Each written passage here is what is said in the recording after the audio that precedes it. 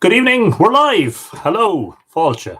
Welcome along to Live Irish Myths. I'm Anthony Murphy. This is episode 81. Wow. Octo Isahaim. Fáilte Galéir. Macharge.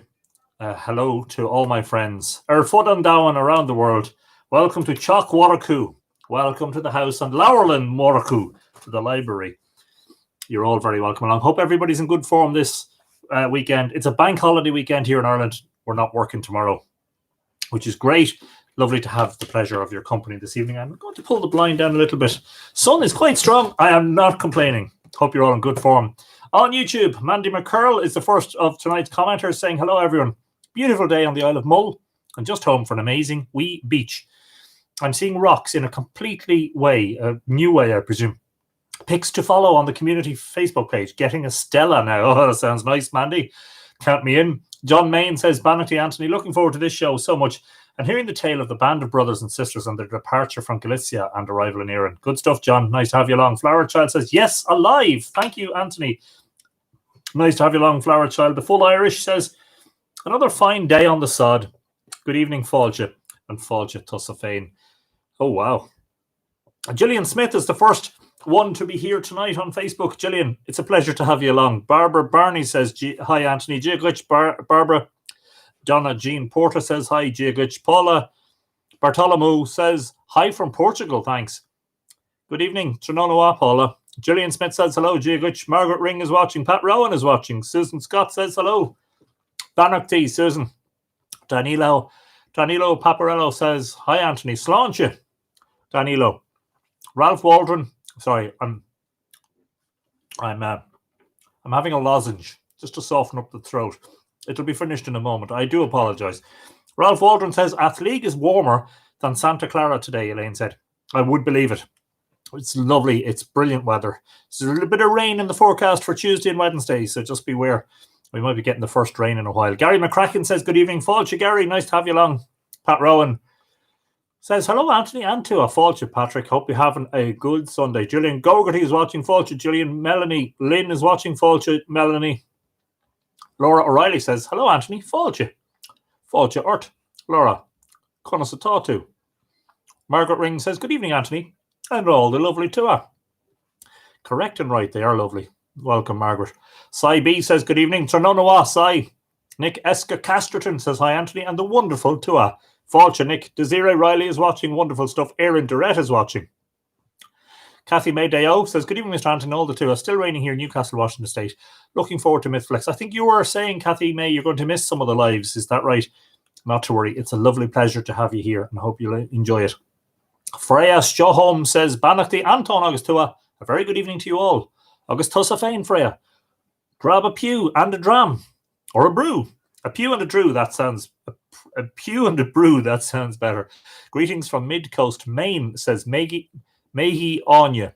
It's been a rare treat that I get to join on a live episode, and it's a rare treat for us to have your company, Maggie. Welcome along. Nina Buckles says, hello, Anthony.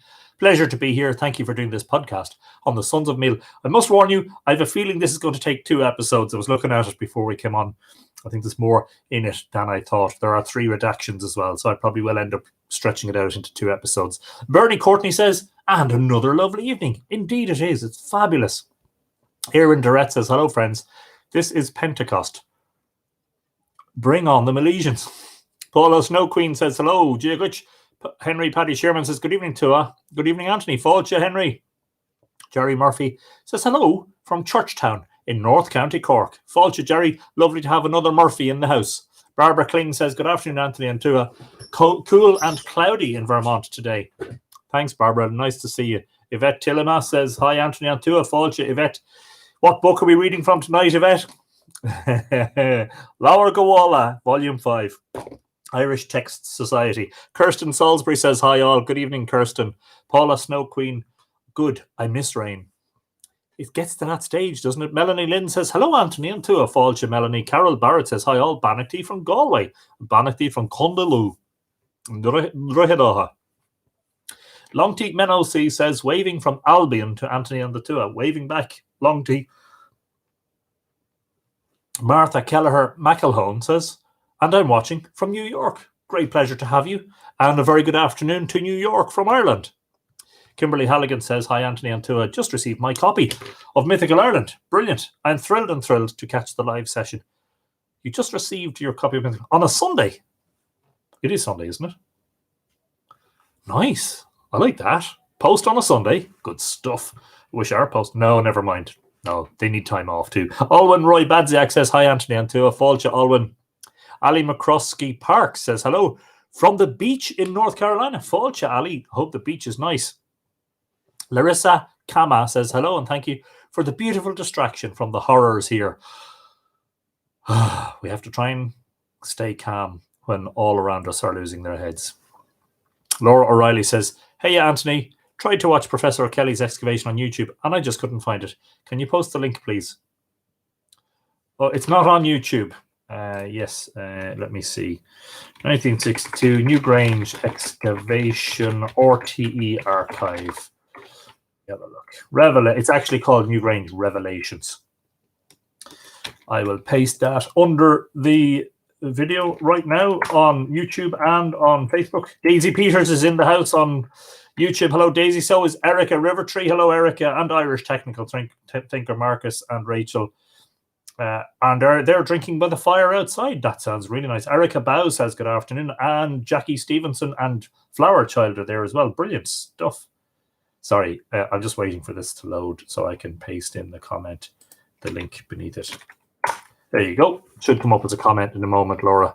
Geneva Brown says good evening to you. Trinonowat, Geneva. Jazira Riley says, just popping in to say hi from Colorado. Driving around looking for a rent house, enjoying mountains. Beautiful and lack of mosquitoes. Good luck with the house hunting, Desiree. Hope you settle in fast. Tom King is in the house. Hello, Anthony and the mighty Tua. Another beautiful day. All a good fettle. Looking forward. It's story time. Tom, a great pleasure as always. Megan Walters says, hi, everyone. Fáilte, Megan. Eva Anderson says, good evening, everybody. Beautiful here in southwest Sweden, too. Lovely stuff. Martin Dohney says, hello, Anthony and all the Tua. Giaguch. Mariana Dunn says, happy Sunday, dear Tua and Anthony from sunny Virginia. Glad to join. Lovely to have you here, Mariana. Kathy Maydale says, yes, have to go back to work Tuesday, but still be able to join on the weekends. We look forward to it, and I'm sure you'll be able to catch up on the videos in the meantime. Jason says, I have wondered if the Milesians are not, in fact, the Bell Beaker people. What do you think? Yes. Have you read the Mythical Ireland blog? We are in agreement. Jerry Andrade says, evening, Anthony and Tua. Nice day again. There. Tá Greening Tottenham Venue. Tá sé go Holland. Federica Guy says, hi, Anthony. Hi, Tua. It's bank holiday here in Italy too, but tomorrow I'll go back to work. First day after the long lockdown and almost 3 months of smart working. Well, I'm delighted, Federica, because I know in the early days of this broadcast, when the full crisis hadn't really hit Ireland, your friends and your country people were having a hard time in Italy. And I'm very glad to hear that you're turning a corner now and that you're going back to work. I'm not sure whether you're happy to be going back to work or not, but I wish you all the best anyway. Barry Murphy says, hi from Canada. Yet another Murphy in the house. Fáilte. Now we can definitely call it Choc Voraku. Nora Gaffney O'Connor says, Giagriv, Anthony Agus on Tua. Sea was a bit wavy, but great fun. Weather is just the finest here in Kilvonton. Good evening, Nora. Lovely to have you along. Margaret Kiernan says, hi, Anthony and guys. Fáilte. Robin Edgar is in straight away with a question.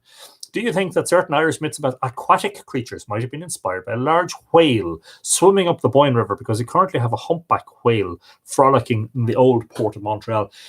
Possibly. How far could a whale get up the Boyne, given that the Boyne is quite shallow? At Brunabonia, I think its maximum depth is 4.5 meters. I don't think it's practical, to be honest. However, Robert Hensey suggests that one of the carvings in the far end of the western chamber of Nowth, or the western passage of Nowth, is of a whale. Is it a humpback? I'll have to dig that out. Interesting question, though. Interesting possibility. Perhaps they didn't see it in the Boyne, but I mean, they were navigators and they were going up and down, in and out of the sea all the time. Perhaps they had seen it at the mouth of the river on the sea, in the sea. Miriam Magao says, hi again from France. I must improve my English. Don't worry. It's okay. It's fine. Bonsoir. Bonsoir, mon ami. Megan Walters says, yes. Lynn Brown says, hello from Missouri. Fáilte. Keith Carmody says, hi all. Giaguch, Keith. Megan Walter says, I'm stoked because I got my fresh drawing pens in the post today. Hey, brilliant. Yeah, I have these pens that I'm really, really fond of. They're Energel pens, and they write really, really well. And they've a habit of kind of running out very, very quickly. So rather than buy a platter of pens, I actually found a place on the internet that does the refills for them. And a few days ago, they arrived in the post. And so there are 10 refills, each in separate little sachets, separate little wrappers. So I do plenty of handwriting. I don't always tap away on the keyboard. But so there you go. And I hope to see some of the creative output from your drawing pens, Megan, in the near future. Cars Peel says hello from Oregon. Fáilte Cars. Laura O'Reilly says, Goramila Mahagut. Indeed, indeed. Khan Hu says something that I do not understand, but you're very welcome along, Fáilte. Whoops, a little bit late, but here finally. Good evening, everyone, says Trina Near. Trina, it's good to have you. We haven't started the story, so there's no panic at all.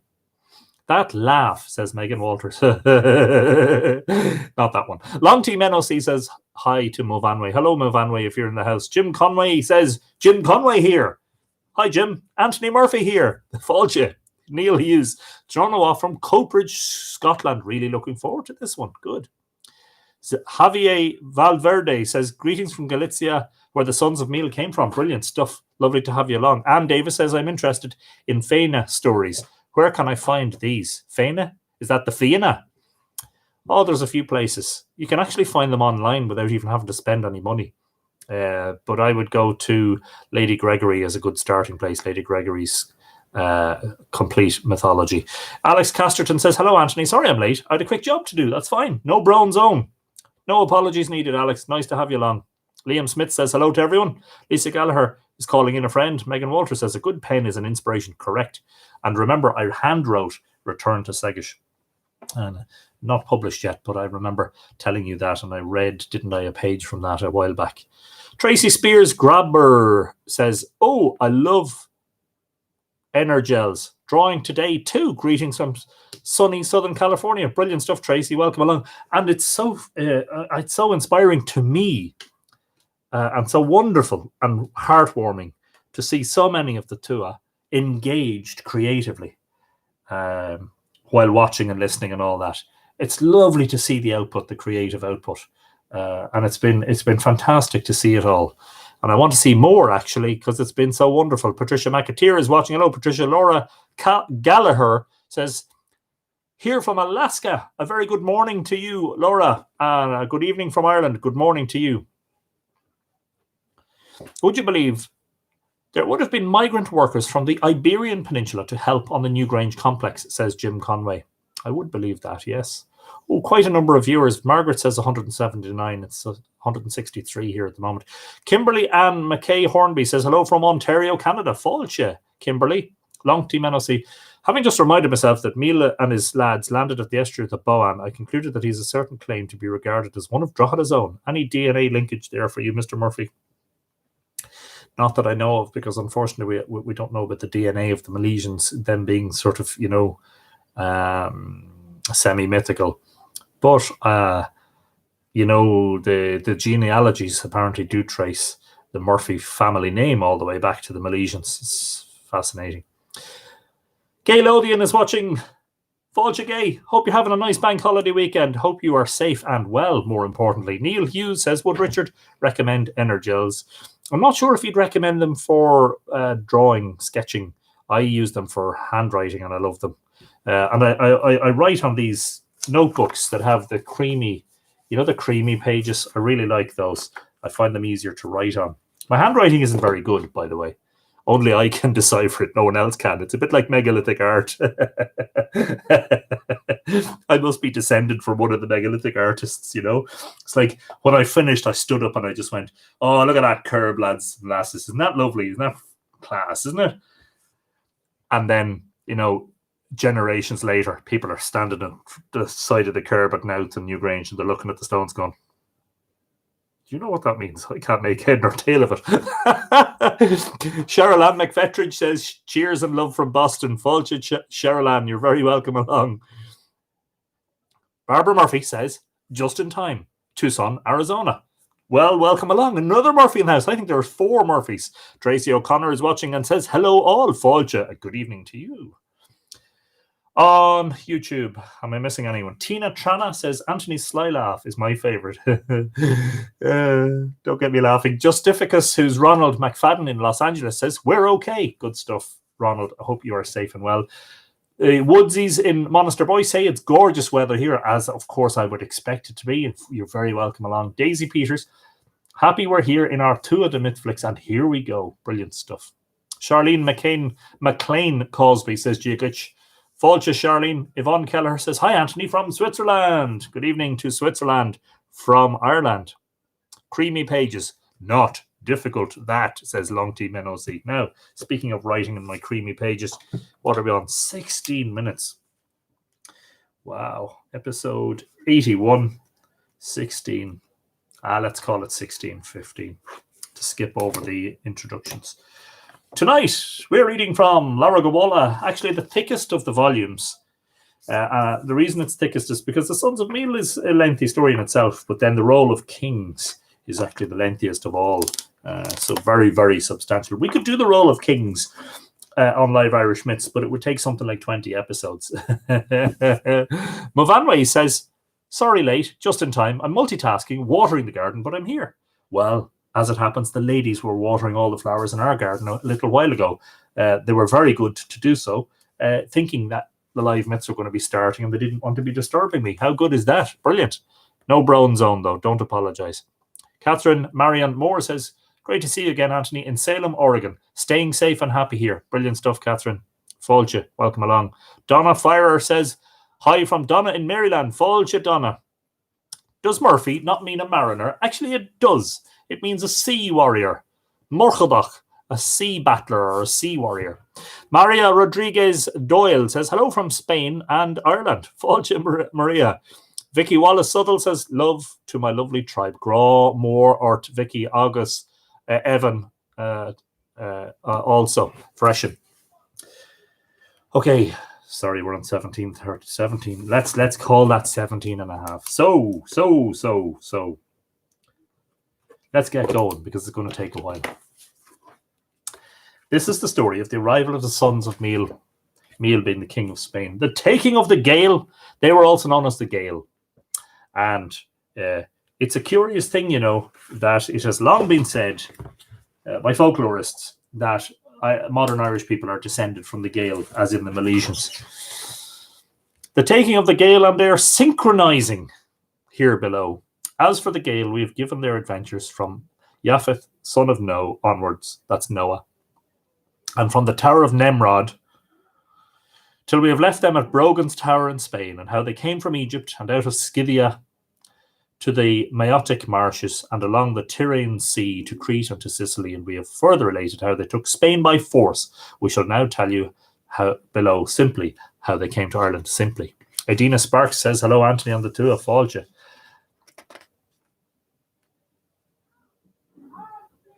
Lisa M. Kendrick says, I've been researching the Neolithic era for years now, and having just worked my way to Neolithic Ireland, I find myself unable to believe I did not start with it. Your expertise is inspiring. I'm still learning every day, Lisa. Every day is a learning experience, but thank you. And I have to tell you that the Irish Neolithic is fascinating. So the story splits into 2 and 3 regularly. I'm going to try and read the longer version. As for Ith, son of Brogan, it was he who found Ireland at the first. That's I-T-H. Actually, I thought the T-H. Eth. He came alone on a clear winter's evening to the top of Brogan's Tower, and he began to spy out the sea far to the northeast, till he saw Ireland away from him. Now, let's just call a spade here, folks. You can't see Ireland from Spain unless by some miraculous Fata Morgana or one of those miraculous apparitions that apparently makes distant lands become visible from time to time, as has been reported by certain members of the community. He goes round back thereafter to his other brethren, and he tells them what he had seen. Brego, son of Brogan, said what he had seen was no land at all, but a cloud of the sky, and he was for hindering him from going thither. But Eath he could in no wise hinder. Eath launched his ship on the sea and sailed to Ireland, as you do. With thrice 50 warriors, there's that number again, 150, thrice 50 warriors, till they landed in the fetid shore on Mag Iha, on the northern side of Ireland. If we follow the Munster authorities, this is their route. Eath came thereafter into Corcuduvna, into Kierige Luchra, into Luchra Dedad, into the plain of Clew, we know where that is, don't we, Margaret? Into Alia, into Tirkel, along Meege, or Mie, that's Meath, into the territory of Luine, over Slieve Gura, past the woods of Fernmag, into Fossad Clor of Fernmag, over the head of Slieve Behach, into Slieve Toad, into the swamp of Tir Sheerloin, into the territory of Modorn, into Mag Iha, across the head of Loch Febel, into the land of Naich, to Alyach of Naich. He might have seen a vision of Ireland, says Tracy. Yes, possibly. In a dream, maybe. Megan Walter says maybe he heard a rumour, lol. Maybe he heard a wicked laugh coming from across the sea and said, I must seek out that sea warrior. But according to the Northerners, he sailed, as we have said, to Ireland and landed on the fetid shore of Mag Iha, on the northern side of Ireland. People came to hold converse with him on that strand. Pardon me. And each of them told their tidings mutually through the Scotic language. Fitting was that, seeing that on both sides they were of the progeny of Rifath Scott. Eath asked them, what was the name of this island? I'm quite happy that I can see Ireland. Well, Anthony, from my part of the world, says Trina. Eath asked them what was the name of this island. Inish Elga, they said. Macol, Makecht, and Magrania are its three kings, and of course we've met them before, haven't we? There was in fact a convention of the men of Ireland at Alyach of Naich, after the slaying of Naich, son of Inu of Alyach by the Favore. Now Alyach, I believe, is Greenon Alyach in Donegal.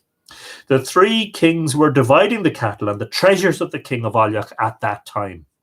Eath, yes, fighting over the will, basically. Eath, son of Brogan, came to Corcuduvne, into Kierige, and that's Kiria, which is the old Irish name of Kerry, and into Locher Dedad, into the lowland of Clew, thence northwards into Alias, into the land of Firkel, along Meath, into the territory of Luine, over Slieve Gura, over the woods of Fernmag. It can be a bit repetitive, can't it?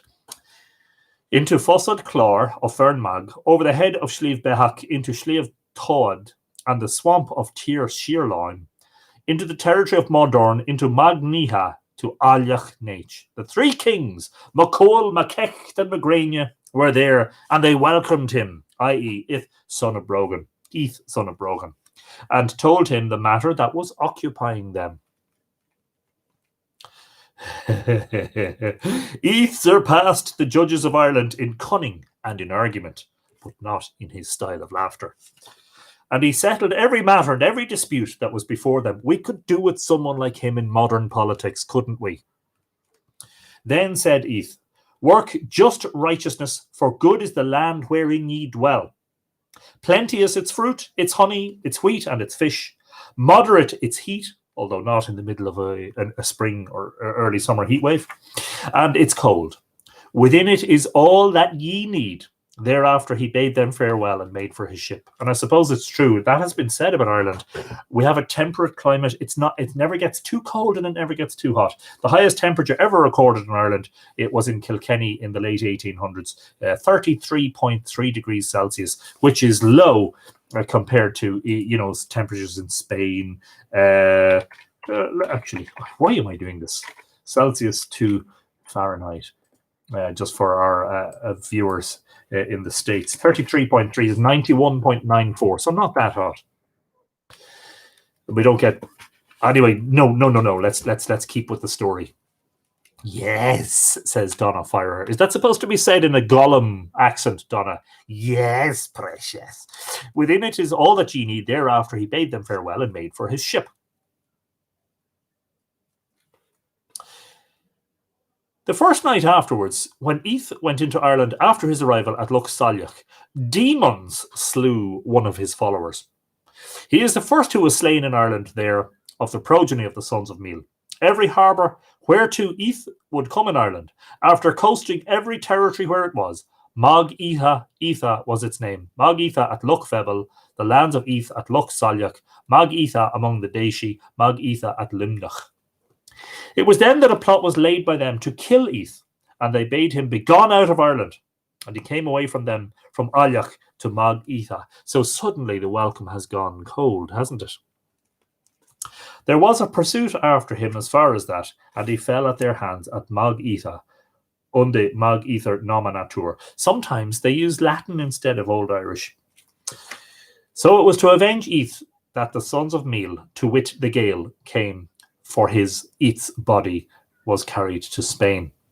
And basically what had happened was Eith had annoyed the Dé Danann kings, MacCool, MacHecta, MacGrania, because he basically heaped lavish praise on Ireland and was so praiseworthy of it that afterwards they said, he's jealous and he wants to take it from us, so let's kill him. Now this is what learned men relate. The 36 leaders and nobles strong, the Gael came.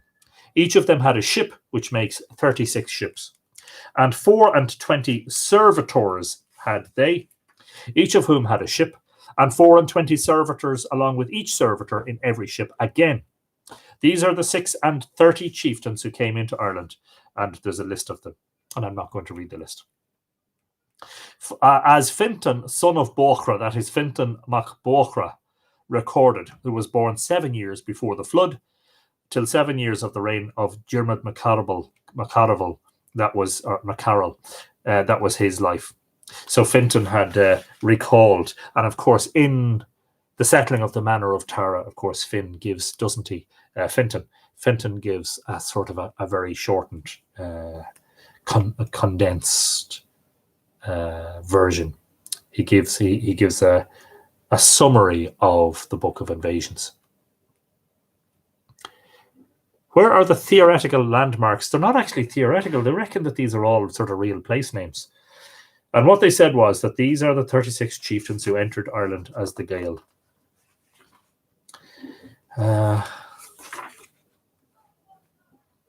Brego, son of Brogan, the eldest eponymous of Mag Breg. Colu, son of Brogan, eponymous of Slieve Cullen. Culnya, son of Brogan, eponymous of Slieve Culnya. You can see that they all gave their names to places afterwards. Blah, Bladh, son of Brogan, eponymous of Slieve Blama. Fuat, son of Brogan, eponymous of Slieve Fuat. Morhevna, son of Brogan, eponymous of Mag Morhevna. Louis, son of Eith, who came to avenge his father, from whom comes Corcal Lige. Evelina, son of Brogan, eponymous of Slieve Evelina. Boas, Bress, Bonya, the 3 sons of Tiermbard, son of Brieg, son of Brogan. Nor, eponymous of Rustnar in Slieve Blama. Orba, Ferron, Fergna, the 4 sons of Brieg, son of Brogan. Fulmon, Manton, Kaiker, son of Manton. Surga, son of Kaiker. Ain, Un, and Eton. Louis, son of Brieg, son of Brego, son of Brogan. Sovarka, we know not his father, controversial. Billa, son of Brigi, son of Brogan, Meath of Spain, with his 8 sons. Eramon, Aber, Dun, the king. Amorgen, the poet. Culptha, Arak Febria, and Eranon, the youngest. The 5 sons of Eramon, Muine, Luine, Waine, Palop, Iriel Fodge. But in Ireland was Iriel born. The single son of Ir, named Aber, Orba, Ferron, Fergna, the 4 sons of Aber Finn. Those are the 40 chieftains who came here, and it is true that they all came to Ireland save only Meath. In other words, Meath stayed in Spain, the king. Their 3 kings died of plague before coming into Ireland, namely Ucce, O-C-C-E, and Ucce, U-C-C-E, the 2 sons of Alat, son of Nonel, and Galam, that is Meath of Spain, son of Billa. Those are the names of the 40 chieftains who came into Ireland as it was recorded by Fenton, son of Borcra, in the reign of Dermot MacCarroll, under the nurture of Finian of Magbilla and of Columcilla, and as Tuan MacCarroll wrote it down in the presence of the Irish. And of course, Tuan is another sort of very character who's very like, and his story is very similar to Fenton MacBorcra. Wrote it down in the presence of the Irish, and as the pupils of Finian told it, to wit, Ligen, son of Barca, and Colman, son of Cungalan, and Ken Phelad, son of Ailil, and Senchan, son of Colman, and Cualad from Croco of Cualad, and Bran Borca of Borend. Qui de quibus dicitur, poem number blah blah blah. We will read some of the poems, but not all of them.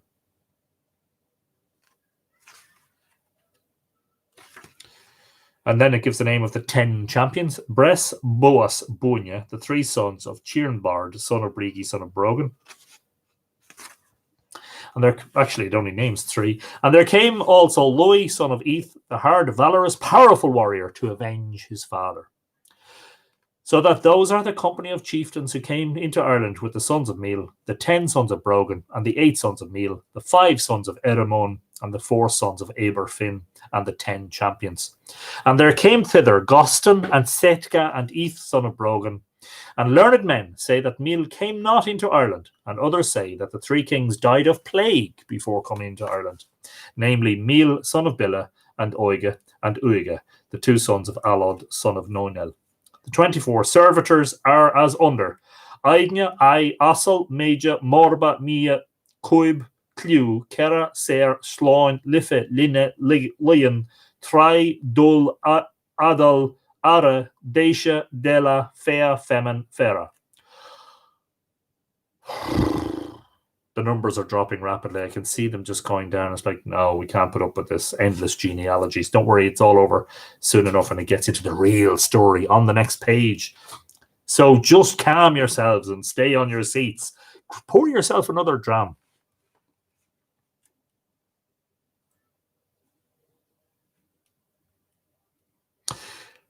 Those are the names of the chief servitors. These are the names of the subordinate servitors below, who are not very prominent in the books. Medar, well, I suppose if you len it Medar, just give me a second about lenition on the D. Yeah, it's like a TH. Medar, letter, Medon, Pida, Ka, Ruish, Kalnya, Mad, Dana, Kaka, Bun, Finu, Ker, Korka, Meva, Ailium, Bir, Bascon, Forkna, Luba, Lugba, Sega, Selgen, Seg, Mar, Egg. They say that Eber had sons beside these: Kor, Kappa, Korun, Edor, Arb, Irba. Eramon had other 6 sons: Edin, Alan, Onya, sons? Interesting. Kachar and Kachar Kerdna. And that family is not usually brought into prominence. You can bet your bottom dollar that there was a concubine involved there, and that the monks who were writing this down decided that they wouldn't bring too much attention to that fact. So here we go. Here's the story now. One of the 8 sons of Meal, Érenn, the youngest of the family, he it was who went up the mast to spy out Ireland, and fell from the mast into the sea, onto the rock. And his grave is in Inverscania, and the grave of Scania, wife of Amergin, on the other side. She died on the sea at their estuary, and Amergin said, the harbour wherein we shall land shall bear the name of Scania. Are we mentioning the daughters then? Matthew says, unfortunately, it's a male-dominated arena here. Salutations from San Francisco, says Raymond Lawson. Gee, good, Raymond. I think we're up to date. Good. The sons of Meal made a contention in rowing as they came to Ireland from the place where they saw Ireland away from them. And Ear, son of Meal, advanced the length of a Morcrec. It's a significant distance, a specific distance with the maritime application, like the modern not, but its exact meaning is unknown. That's M-U-R-C-H-R-E-C-H, Morcrec, beyond every ship. Aber Dunn, the eldest of the family, was envious, and he said, "It is not lucky that ear leapeth beyond Eath," that is, beyond Louis, son of Eath. Then the oar that was in the hand of Ear broke, so that he fell backward and died in the following night, and his body was taken to Skellig, behind the southern promontory of Corcoduvna. That's Skellig, probably the large of the Skellig Islands. Skellig Michael, every time that the sons of Meal came up with Ireland, the demons would frame that the port was, as it were, a hog's back, whence Ireland is called Hog Island. Now, demons here, you can bet your bottom dollar again that's a Christian incursion, because I think in the other redactions it is the Dé Dananns. I've read it elsewhere that it's the Dé Dananns that did that. They basically made the hills, the drum, the ridges look like pig's back. They skirted around Ireland 3 times and landed at last in Inverscania.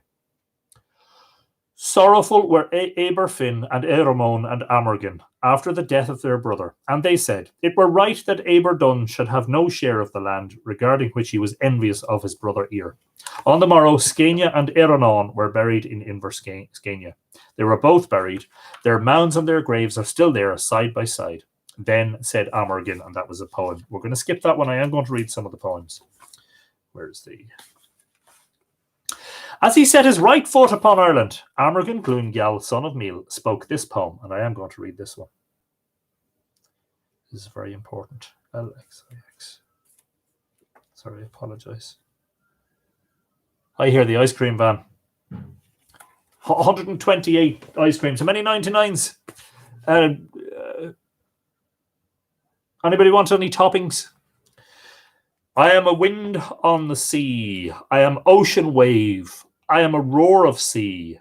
I am a bull of 7 fights. I am a vulture on cliff. I am dewdrop. I am fairest of flowers. I am boar for boldness. I am salmon in pool. I am lake on plain. I am a mountain in a man. I am a word of skill. I am the point of a weapon that poureth forth combat. I am God who fashions fire for a head, i.e. a giver of inspiration. Who smootheth the ruggedness of a mountain? Who is he who announceth the ages of the moon, and who the place where falleth the sunset? Who calleth the cattle from the house of Tethys? On whom do the cattle of Tethys smile, i.e. the stars rising out of the seas? Who is the troop? Who the god who fashioneth Edge in a fortress of gangrene? Enchantments without a spear, enchantments of wind. That is the Song of Amergin, and it has lots of different translations. That one is a little bit archaic. There are better, more modern translations. I'll give it to you in Irish if I can. Am ge imur, am tond trehan, am fom mara, am dam secht nierend, am seg inial, am der greinje, am kein luvi, am tork gael, am hei I lind, am loch I mag, am bri andai, am bri dane, am gai in fov ferras fochtu, am delbas dochind kodnu. Koiche nod gleich klocher sleve, kia on ko tager eisha eiski, kia do ileag funage greinje, kia bear boor o hig terach, kia boor terach tibi. Kia dam, kia de delbas faivru, a nind aislu, concha in gai, concha glihe. So I don't lose my place. And then Amergin sang the very next poem. Ishkach moir, mohach tir, tomaijin neishk, ishk fo tund, rehab ein, farga cruj, kasar find, kechab ich, lehon mil, portak lodge, tomajim neishk, ishkach moir. And that translates to a fishful sea, a fruitful land, An outburst of fish, fish under wave, in streams as of birds, a rough sea, a white hail with hundreds of salmon, of broad whales, a harbour song, an outburst of fish, a fishful sea. That poem gave me great inspiration in Return to Segish, and is quoted and translated therein, which we might get a chance to read at some stage. It's not published yet, so now back to... So he chanted his 2 poems. I have so many place markers here, I keep losing my... Sorry. Anyway, at the end of 3 days and 3 nights thereafter, the sons of Meal broke the battle of Slievemish against demons and Favore, that is, against the Tuatha Dé Danann. And the Tuatha Dé Danann were never referred to as demons other than when it was written by Christian monks. Nick says, saying it in Irish really makes it sing out Ireland. Our Geen, Glungyal, Brightney, his name apparently means birth of song, because he was supposedly the first Milesian bard, the first Milesian poet. It is there that Fáis fell, the wife of Un, son of Icke, after whom the grave of Fáis is named between Slievemish and the sun. Scota, daughter of Pharaoh, king of Egypt. This is the one that a lot of people latch onto and say that the Irish and the Milesians are descended from the pharaohs of Egypt. And this is entirely an invention of the Christian scribes. Also died in that battle the wife of Eramon, son of Meal, for Meal, son of Billa, went a-voyaging into Egypt, 4 ships company strong, and he took Scota to wife, and Eramon took her after him. And Maureen O'Leary wanted me to do an episode on Scota. There isn't enough about her, I think, to do an episode. This is the only mention. Billa went a-voyaging into Egypt, 4 ships company strong, and he took Scota to wife, and Eramon took her after him. In that night on which the sons of Meal came into Ireland, excuse me, was the burst of Loch Loigic in Iaramumu. Slievemish, that means the worst mountain which they found after coming into Ireland, for there they fought their first battle into Ireland. Margaret McKenna has joined. Hello, Margaret Falche. And Mez Marion has joined also on YouTube. Hello. Louis, son of Eth, was bathing in Loch Loigic. Fiel, wife of Louis, bathed in the river that flows out of the lake. Her husband went to her naked, and she saw the nakedness of her husband and died for shame. That's not the sort of thing that happens in the pre-Christian world. We don't see each other naked and die of shame. That is a Christian incursion again. Unde Loch Loigic and Fiel and Inver Fiel nominantur. There you go. There's a little bit of Latin. The sons of Meal fought the battle of Liffe. There are monsters in shapes of giants, which the Tuatha Dé Danann had summoned to themselves by druidry. The sons of Meal, Aber, Eramon, and Ir, fought the battle valiantly. The horse Gower, G-A-B-A-R, lenited B, Gower, of Eramon fell there, unde Gower Liffe nominator. They came thereafter till they were in the mountain over against Loch Dergderk.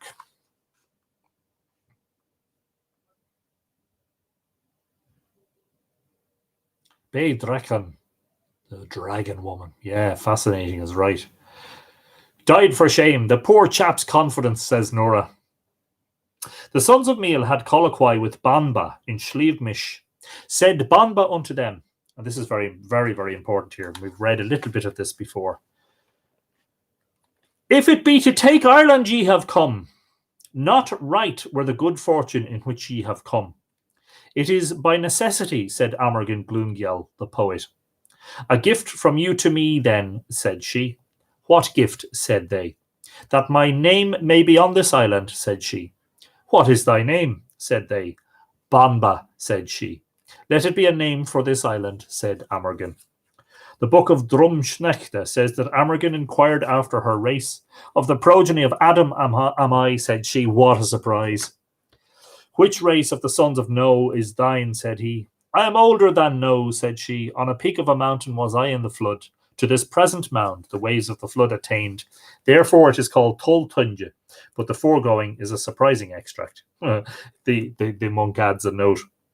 Thereafter, they sing spells against her and drive her away from them. And if you saw a post that I shared shortly before going live on Mythical Ireland from Monumental Ireland, you'll see that Monumental Ireland had a post tonight about Banba, because there's apparently some confusion about, this is where the confusion is. The book of Drum Shenecta, which is only referred to in other books and doesn't exist anymore, says that Banba was sort of the original sort of...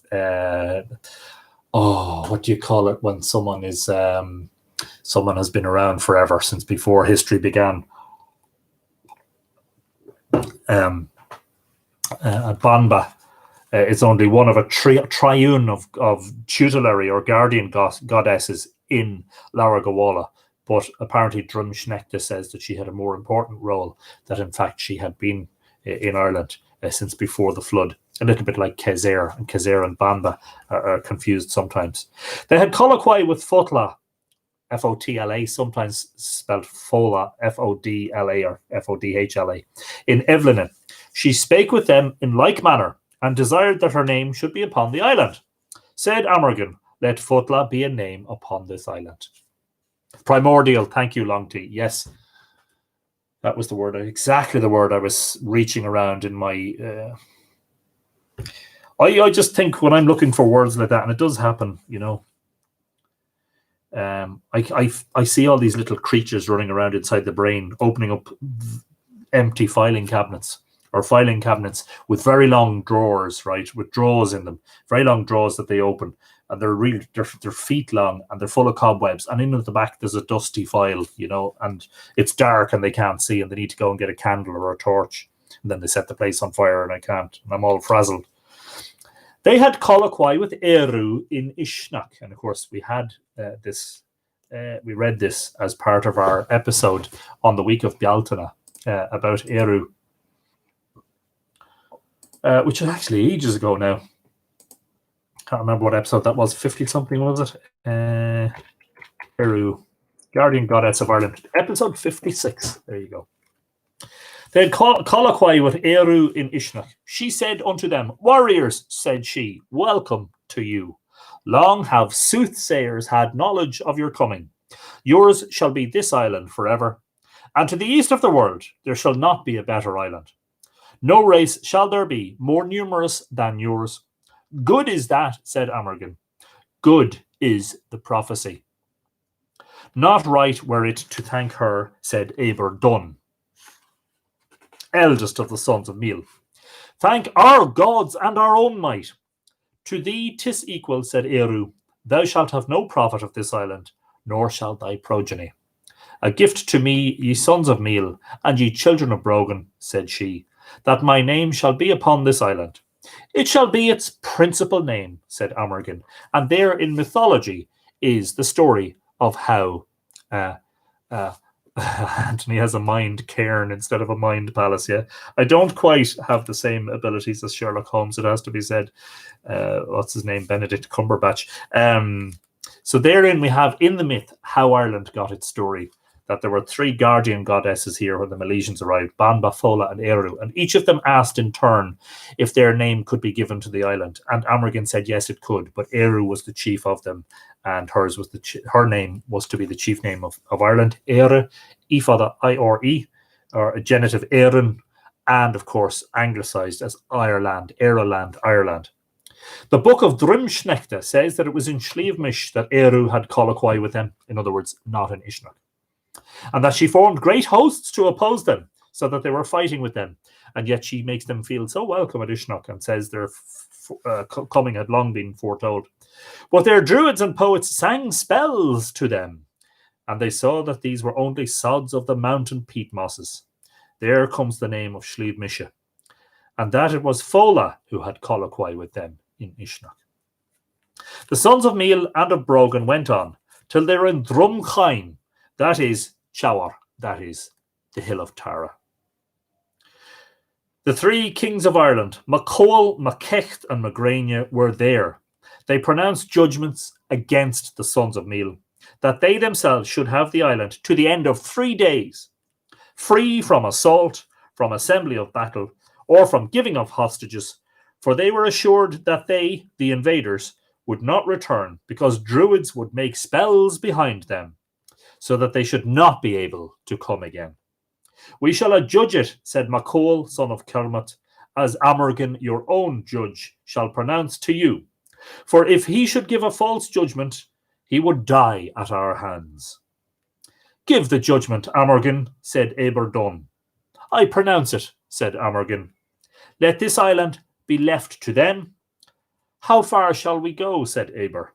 Past just 9 waves, said Amergin. This is the first judgment given in Ireland.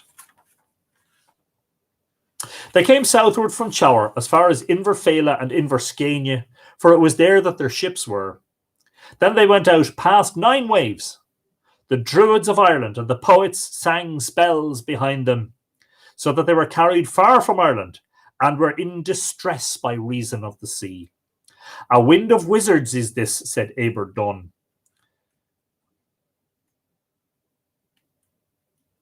Wizards is an unusual word. A druid, yeah. Gaith druid in Shaw. Druad, yeah. It's a wind of druids is the proper the proper translation. A wind of wizards is this, said Aber Dunn, or druids. Look ye whether it the wind be over the mast. And it was not. Patience, said Arach, steersman of the ship of Dunn, till Amergin come. Arach was the fosterling of Amergin. They all went forward till they were in one place. Said Dunn the eldest, This is a disgrace for our men of cunning, said he. 'Tis no disgrace, said Amergin, and he spake. And he spake the following poem, which is another of his famous poems. In this translation, which is by R.A.S. McAllister, the first line and the last line are given as I seek the land of Ireland, but it is more poetically, and I think probably more reasonably or probably more accurately translated as I invoke the land of Ireland. Alio Eath Naheran Ermach Mor Mohak Mohak Shlev Srahak Kyle Kihak Aub Esak Loch Lindmar Tor Tipra Toe Enach Ri Temrak or Chaurak Tor Toa Mac Milej long Libern Ard Eru Ard Diglash Digital Rogais Ban Brescia Ban Boine Be Avdol Eru Eremon Artus Erbor Alcius Aliu Eath Érenn. And that translates as I invoke the land of Ireland. Coursed be the fruitful sea, fruitful the ranked highland, ranked the showery wood, showery the river of cataracts, as in rapids, of cataracts the lake of pools the hill of a well, of a people of assemblies, Enoch, of assemblies of the king of Chower hill of peoples of the sons of meal of ships of barks, the high ship Eru. What he's saying here is that they actually call their ship Eru. Eru, lofty, very green, an incantation very cunning. The great cunning of the wives of Bress of the wives of Buine. The mighty lady Eru. Eremon harried her. Eber sought for her. I invoke the land of Ireland.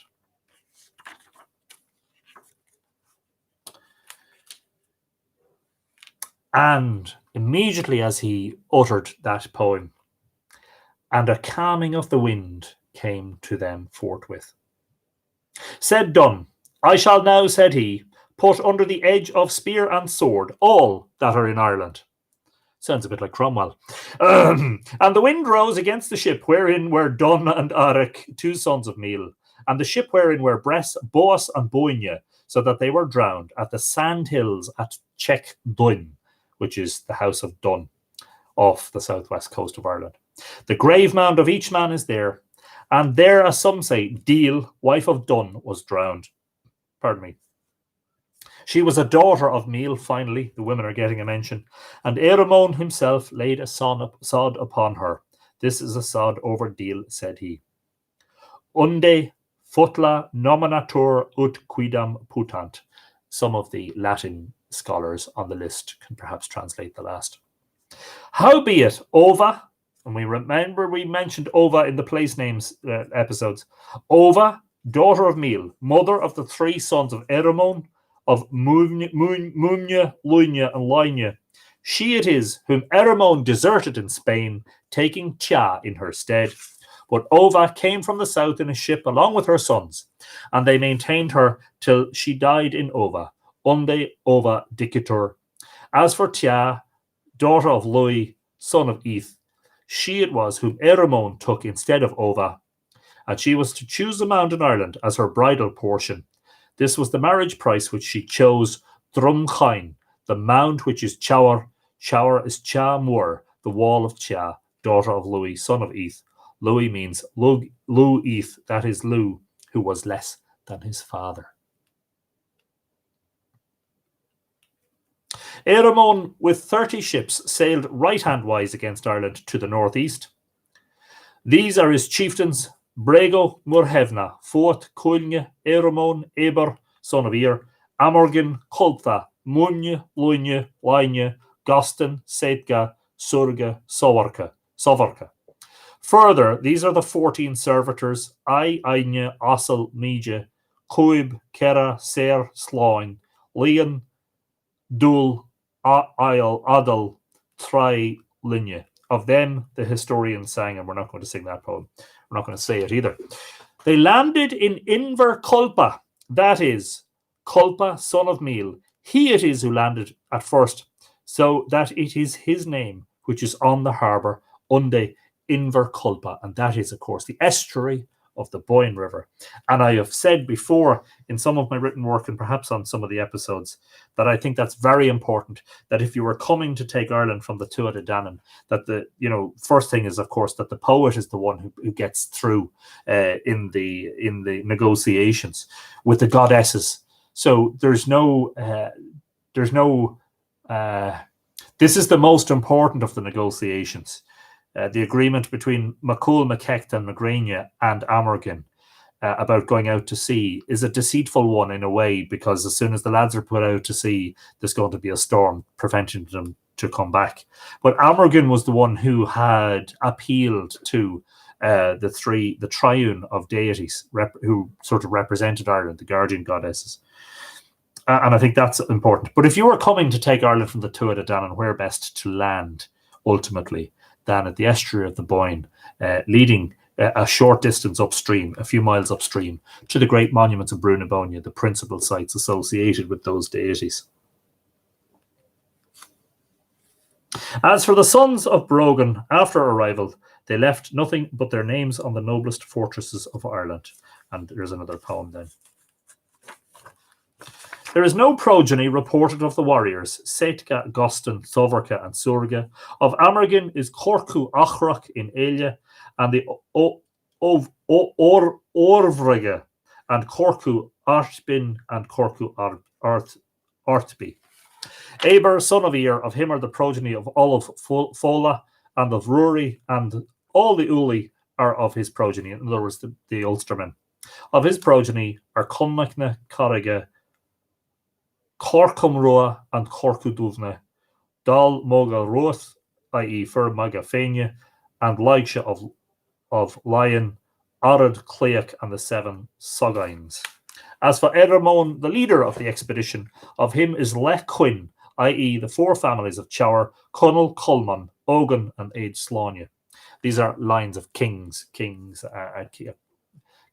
as well, to us, as it were.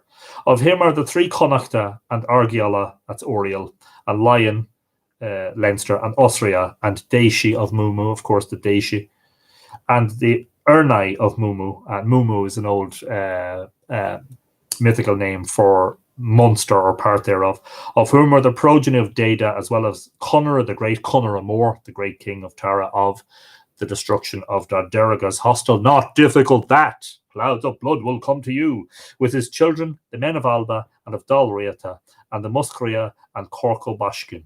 And of the Ernai of Mumu are Dalfiatak, the kings of Uli. Those are the progeny of Eramon. Of them also are the Fóhartha, of whom came Bridget, and Fintan of Clúin Éineach, I Ailile, and I Cochain. Of the Fóhartha are all those.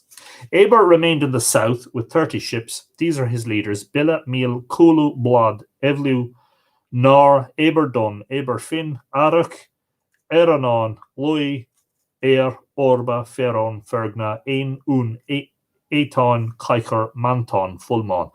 Whoo, this is hard work. I'm going to need a drink after this. These are the servitors of each man on his ship. And we're not going to list because it's names and names and names and names and names. There was a contention between the sons of Meal concerning the kingship. That is, between Eber and Eramon. Amergin was brought to them to arbitrate between them, and he said, the heritage of the chief Dun to the second Eramon, because Dun had been killed on the way over, and his heritage to Eber after him.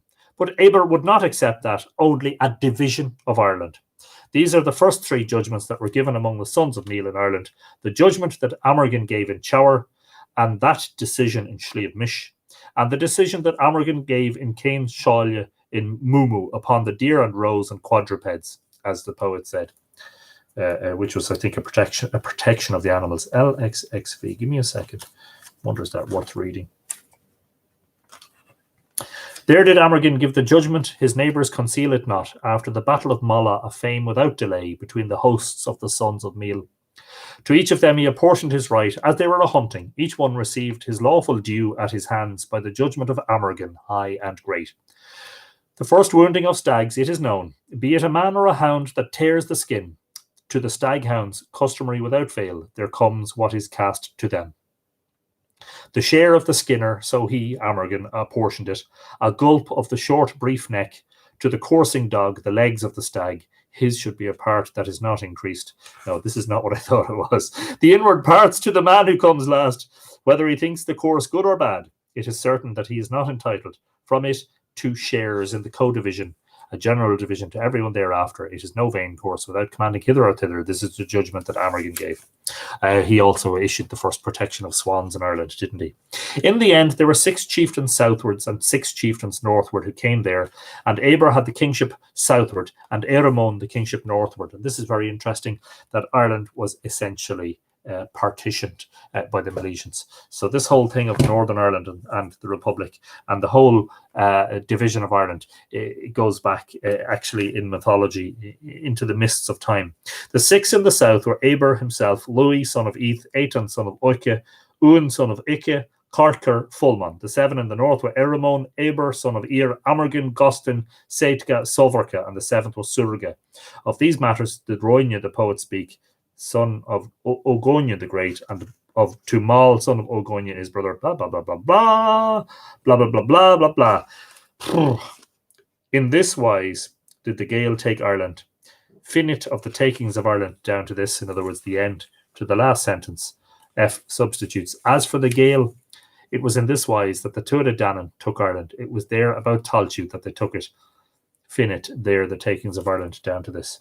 And from then on, begins the second redaction, and indeed there is a third redaction, but we're not going to read those tonight. So it's a little bit complex from the point of view of the list of names. There are lots and lots and lots and lots of names. Principal among those, of course, are Meal and his sons.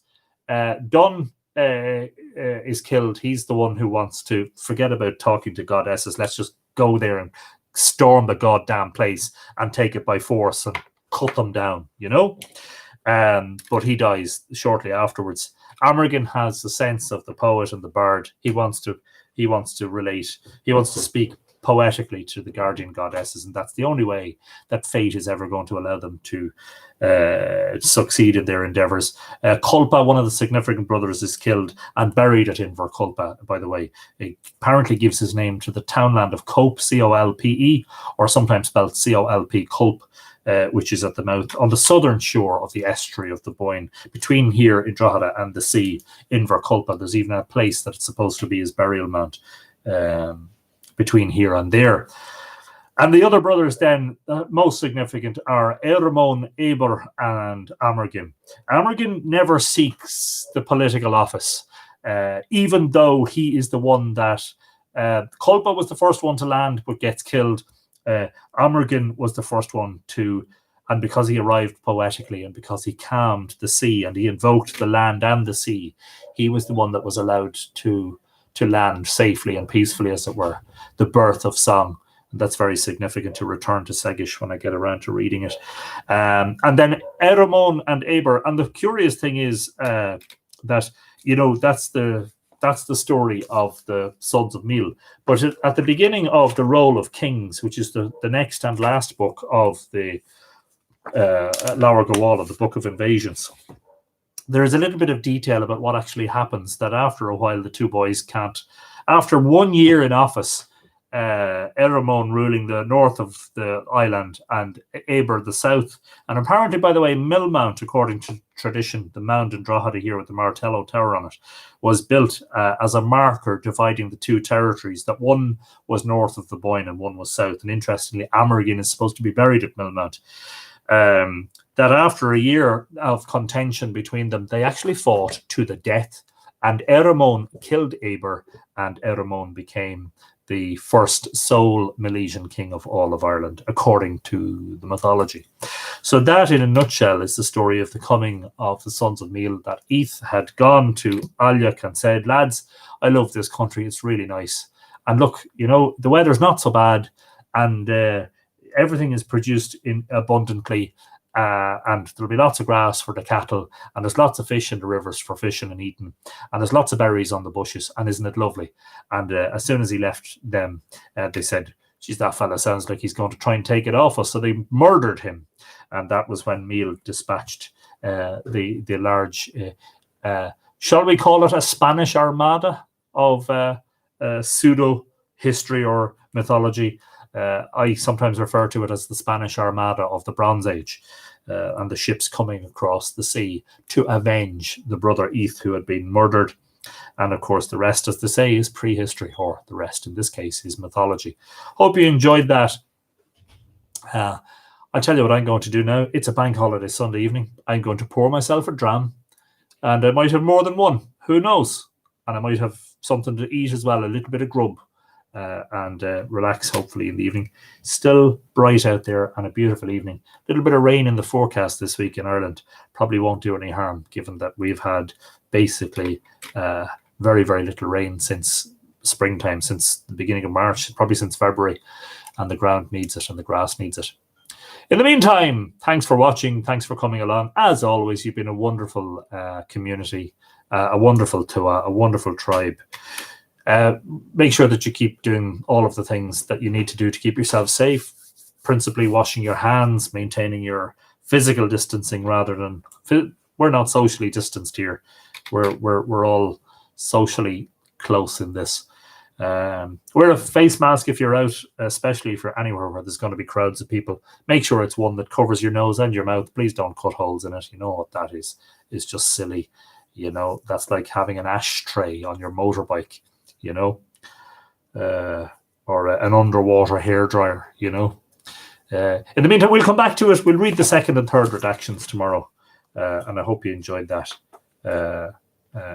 First, the introduction and first redaction. I won't be repeating the whole story because the introduction is not where it splits. But anyway, that's enough of that. Enjoy the fizzy pop, says Long T. I think it'll be a little bit stronger than that, but you never know. Maybe we'll have some pop as well. In the meantime, Kulasov, Igawa, or if you're in that part of the world, Majinwa, have a good morning, have a good afternoon, have a good evening, have a good night. We'll see you all tomorrow evening again for episode 82. Keep yourselves safe and well. Movanocht Orav Golair, and thanks for watching. Slán go fóill. And same to yourselves, YouTubers. See you tomorrow.